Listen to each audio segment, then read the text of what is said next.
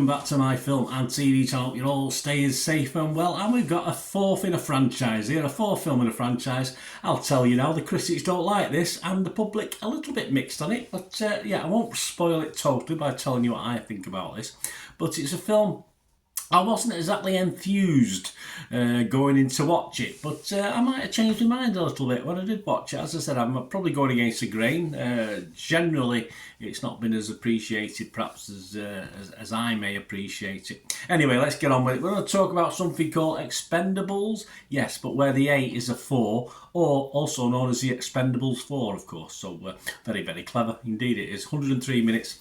Yeah, okay. 10 minutes off would have been better. 15 certificate. Of course, it's more of the same. It's an action film, and the fourth instalment, no clues, no giveaways there, is it, in the Expend4bles film series? Will there be a fifth day? We'll have to wait and see, won't we? So we'll have a look at that today. Please, if you are new to the channel, push that subscribe button, push the bell notifications, everything film and TV, of course. Reviews like this, information, vlogs, lots of different things. A little mix of stuff.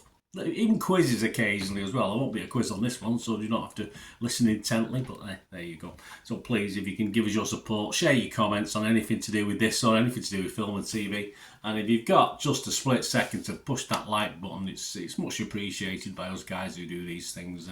Perhaps some people don't realise just how appreciated it is. It really is. It just makes a big difference. Right, it follows the Expend4bles 3, yes, very cleverly called Expend4bles 3. That was 2014, 9 years ago. It doesn't feel that long ago, but there we go. We've got the cast, including, of course, the guy I'm going to talk about probably more than anybody else, Jason Statham. We've got Sylvester Stallone, Dolph Lundgren, Randy Couture, all reprising their roles, of course, from previous films. But we've got new guys. We've got new guys on board who are okay. Well, there's a supporting cast to old Jason. We'll talk about that. Curtis 50 Cent Jackson, Megan Fox, Tony Jaa, Iko Uwais, Jacob Skipper, Livy Tran and Andy Garcia joined the cast as well. And this was directed by a guy called Scott Wuth, W-A-U-G-H, however you pronounce that, I think you'll know him anyway.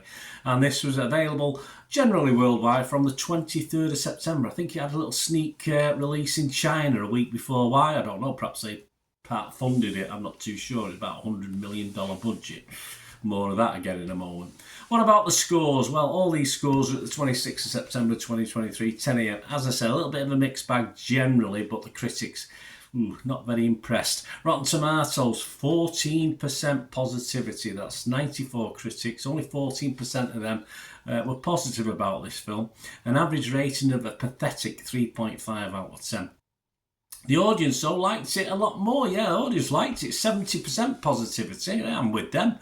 3.8 out of 5. So obviously that equates to 7.6 out of 10. I wouldn't go that enthusiastic, but yeah, I'm with the Rotten Tomatoes audience mainly on this one.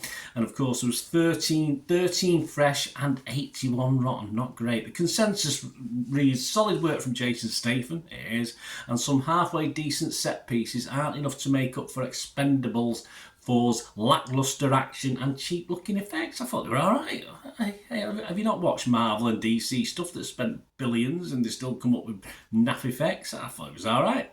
Metacritic, the other site we look at, again, very similar. Only 30 out of 100, so 30% based on 30 critics. So a nice even split. And the one we do look out for and the one I put more bearing on, because it's Joe Public, it's people like you and me.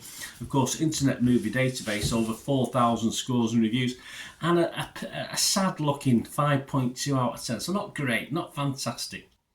So that brings it on to me, and I think you can get the gist of I quite liked it. I mean, anything the critics hate, sometimes that's good enough for me to like it. But I say I watch these things usually before I look at the score, so I'm not letting any bias come into that at all. And I liked it. I did like it. I mean, the public a little bit mixed, as I said. Rotten Tomatoes audience a bit more on my wavelength. But I think the basis of this is I love a Statham film. I'm sorry, I just love Jason Statham. I love his, they're all very formulaic and simple. But I just love Jason Statham as an action star. Perhaps because he's British, I don't know what it is. But I just love his films anyway.